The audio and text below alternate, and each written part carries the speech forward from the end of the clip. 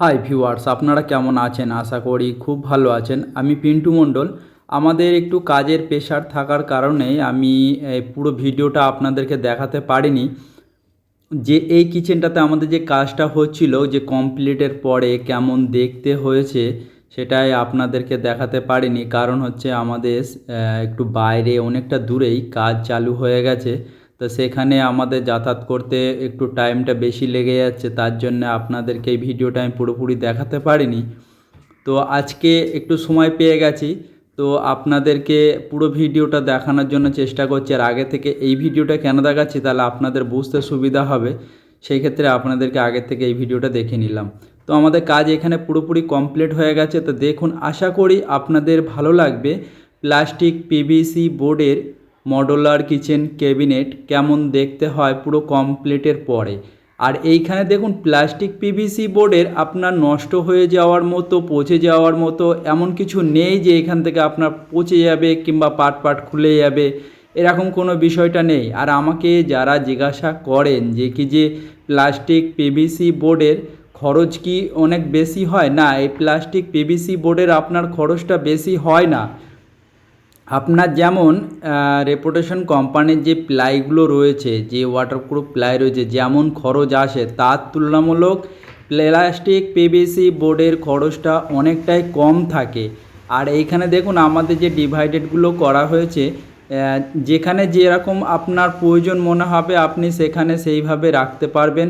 আপনি যদি মনে করেন যে আমার বড় বড় কন্টেনার আছে সেইগুলো কোথায় রাখবো, তো আপনার যে মিডিলে আমরা সেলফ করে দিয়েছি, এই সেলফগুলো আপনি খুলে নিয়ে আবার ওইখানে আপনার হচ্ছে বড় কন্টেনারগুলো ওইখানে রাখতে পারবেন, কোনো অসুবিধা হবে না। আর চিউনির ওপরে আমরা ঠিক এইভাবে গার্ডটা করে দিই যাতে আপনার পাইপটাও না দেখা যায়, প্লাস আপনার চিউনিটা গার্ডিংটা যাতে ভালো থাকে, আপনার ওপরে তেল মশলা যাতে না যায়, সেইভাবে আমরা কাজটা করি। আর এইভাবে কাজ করলে পরে আপনার নোংরাটা কমই হয়, ধুলোটা কম যায় এবং তেল মশলাটা কম যায়, চিউনিটা অনেক ভালো থাকে, লংজিভিটি অনেক বেশি হয়। আর দেখুন আমাদের যে মিডিলে যে সেলফগুলো দেওয়া আছে না, মিডিলের সেলফগুলোর নিচে আমরা আবার একটু করে প্লাইবোর্ডের, মানে আমাদের যে পিভিসি দিয়ে কাজ করেছি, পিভিসি দিয়ে আমরা ফলস সেলফের মতো কাজটা করে দিয়েছি, যাতে আপনার ইন ফিউচারে আপনার কোনো অসুবিধা যাতে না হয় সেই হিসাব করে আমরা এখানে করে দিয়েছি। আর এই প্লাস্টিক পিভিসি বোর্ডের আপনি সমস্ত ধরনের ইন্টেরিয়ার ডেকোরেশনের কাজগুলো করাতে পারবেন। যেমন মডুলার কিচেনের কাজ আপনারা দেখছেন, ঠিক এই টাইপেরই আপনারা ওয়ার্ড্রোব করাতে পারবেন, আপনার এই বোর্ড দিয়ে বেড বানাতে পারবেন, ওয়াল প্যানেলিং করতে পারবেন। সমস্ত কাজ এই প্লাস্টিক পিভিসি বোর্ড দিয়ে করা যেতে পারে, তাতে কোনো অসুবিধা হবে না। আর আপনার দীর্ঘদিন লংজিভিটি হবে। দেখুন, আমি বারবার একটা কথাই বলি যে প্লাস্টিক পিভিসি বোর্ডের কাজ করলে লংজিভিটি যেমন বেশি রয়েছে, তার সাথে সাথে দেখতে হবে যে মিস্ত্রি কাজ করছেন সেই মিস্ত্রি কতটা এক্সপিরিয়েন্স আছে এই প্লাস্টিক পিভিসি বোর্ডের বিষয়ে। সেই বিষয়ে আপনার যদি জানা থাকে এবং সেই মিস্ত্রি যদি দীর্ঘদিন কাজ করে থাকে, 100% আপনাকে আমি বলছি যে আপনার লংজিভিটি বেশি হবে। আর এই কারণে আমি বলছি, দেখুন আমি দীর্ঘদিন ধরে আমি প্লাস্টিক পিভিসি বোর্ডের ওপরে কাজ করে যাচ্ছি। আর আমাকে যারা প্রশ্ন করেন, আমাকে যারা ফোন করেন যে প্লাস্টিক পিভিসি বোর্ডের মধ্যে শুনেছি যে আপনার স্ক্রু ফোল্ডিংটা ভালো থাকে না। দেখুন, কাদের জন্য থাকে না? যারা ঠিকঠাক কাজ জানে না এবং এই প্লাস্টিক পিভিসি বিষয়ে জানে না। প্লাস্টিক পিভিসি বোর্ডের প্রসেস জানা থাকলে পরে 100% আপনার কাজ খুব ভালো হবে এবং দীর্ঘদিন যাবে, একদম 100%।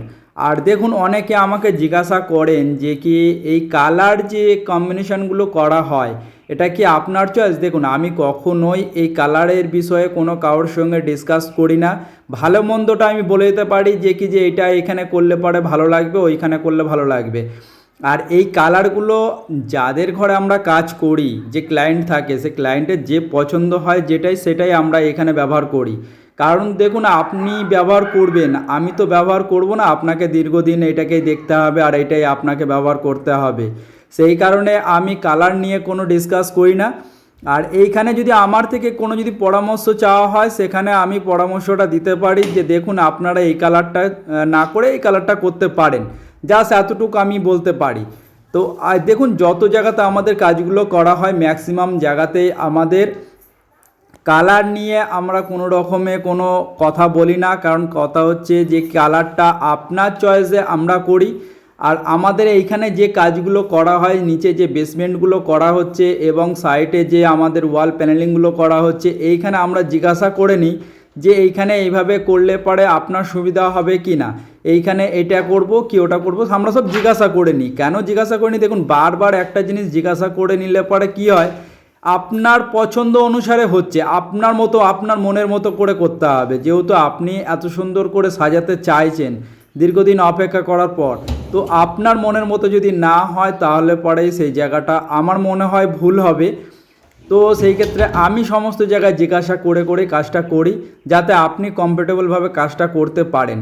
আর এখানে দেখুন, আমাদের যেমন এইখানে ছোট ছোট যে জায়গাগুলো আমরা পেয়েছিলাম, বোতল পোলাওয়ের জায়গা, বোতল পোলাওর ওখানে লাগিয়ে দিয়েছি। এইখানে যে গ্যাস সিলিন্ডার থাকবে, গ্যাস সিলিন্ডারের জায়গাতে আমরা একটা নেট লাগিয়ে দিয়েছি। নেটটা লাগানো খুবই জরুরি, কারণ হচ্ছে কি যে গ্যাস এমন একটা জিনিস যে এখানে বিপদ সবসময়ের জন্য থাকেই। তো এইখানে ওই জন্য আমাদের একটা নেট লাগিয়ে দিয়েছি। এইখানে দেখুন, আমাদের যে বাস্কেট পাওয়া যায় স্টিলে, সেই বাস্কেট আমরা এখানে করিনি, আমরা একটু এখানে ইউনিক করে দিয়েছি। যেহেতু কাস্টমারের যেভাবে রিকোয়ারমেন্ট ছিল সেইভাবে আমরা করার চেষ্টাটা করেছি। আর এইখানে এইগুলো অনলাইন থেকেও কিনতে পাওয়া যায় এবং মার্কেটেও পাওয়া যায়। এইগুলো এইভাবে লাগিয়ে দিয়ে যেতে পারে, কোনো অসুবিধা হয় না। এখানে হাতা, খুন্তি, চামচ এইগুলো আপনি রাখতে পারবেন। এইখানে থালির জন্য জায়গাটা করে দেওয়া হয়েছে। তো এইভাবে জিনিসগুলো পাওয়া যায়, এইগুলো মার্কেটে অ্যাভেলেবেল এখন হয়ে গেছে, আগে ছিল না। তো আপনি এইভাবেও বানাতে পারবেন, কোনো অসুবিধা নেই। আপনার যে স্টিলের যে বাস্কেটগুলো থাকে সেইগুলো মানে দেখতে সৌন্দর্য তো 100% বেশি হয়। এবারে এক একজনের এক এক রকম রিকোয়ারমেন্ট থাকে, সেই হিসাবে আপনার করা হয়, কোনো অসুবিধা নেই। আমরা আমাদেরকে যেভাবে বলা হয় আমরা সেইভাবে করার চেষ্টাটা করি। আর এইখানে যেভাবে নিচেতে ব্ল্যাক স্টোনগুলো দেওয়া ছিল, তো দেখতে খুবই খারাপ লাগছিল, সেই কারণে আমাদের এইখানে ভিতরটাকে পুরোপুরি গার্ড করে দেওয়া হয়েছে।